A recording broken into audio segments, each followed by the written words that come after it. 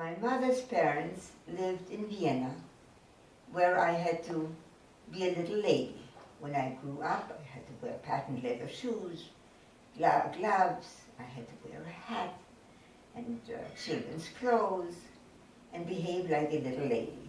My other grandparents, my father's parents, had moved into a wonderful place near Vienna, which I consider my children's paradise. I loved it out there.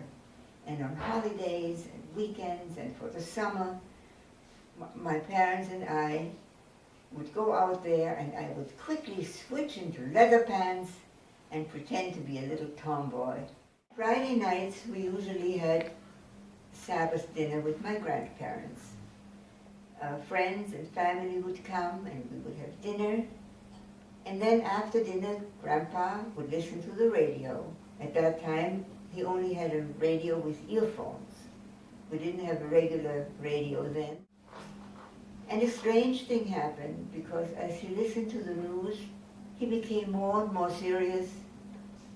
He broke out in a sweat, and he listened and listened, and then until he finally put the earphones down, and he told the adults around the table something that he had heard on the radio, on the earphones. We saw across the street, on the armory that was across the street, the Nazi flag was flying, the swastika. And young men were walking around in uniforms, clicking their heels and boots. Nobody looked at me, nobody spoke to me. And we just went home into our apartment.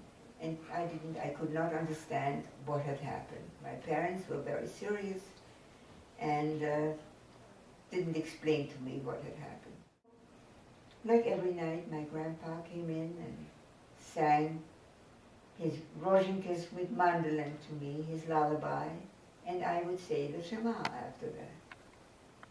And he didn't go out, as he usually would. So I said the Shema again. I thought he was not satisfied. And he sang his Rosinkas mit Mandeln again. And so it went on and on and on. I thought he wasn't satisfied. As an hour or so passed, we heard the screaming and the thrashing and the breaking down of doors, and realized that something else was going on. That was Crystal Night, November 10th, 1938. In order to get permission to leave Vienna, the Jews had to stand on line. In the cold, it was January, February at the time. And my mother used to go every single day. And they would take their coats off in the cold weather. It made the Jews who were waiting on line scrub the sidewalk with bleached water. My mother's hands and knees hardly had any skin on anymore because of the bleach eating off their skin. But she never complained, and eventually she managed to get permission for us to leave Vienna. We had the most wonderful time on the Normandy. And on the last day, I could not resist the strawberries. And I snitched a couple of strawberries. And they were so good. They were so delicious. I can still taste them. And a short while after that, I broke out in the most awful hives. My face, my arms, my hands, my whole body. And it was terrible. And my parents were afraid that the Americans wouldn't allow me to land in America with all these hives, that they would put me into Ellis Island.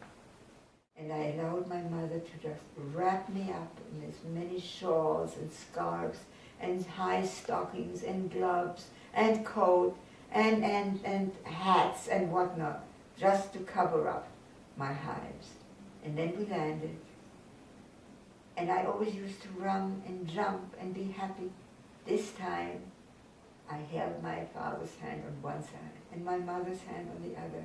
I put my head down and I walked like a little lamb between my parents, carefully, carefully, just hoping and praying that nobody would notice my hives, until we got down the gangplank and were on solid ground in America. And my grandpa, who was a rather corpulent gentleman, when he stepped out on American soil, he went down on his knees and kissed the ground. And then he was too heavy. He couldn't get up. And so from all sides, people came to help him get up. I'll never forget that moment. It was just wonderful. And my father scooped me up and took my mother and hugged us and kissed us. And we were in America, hives and all.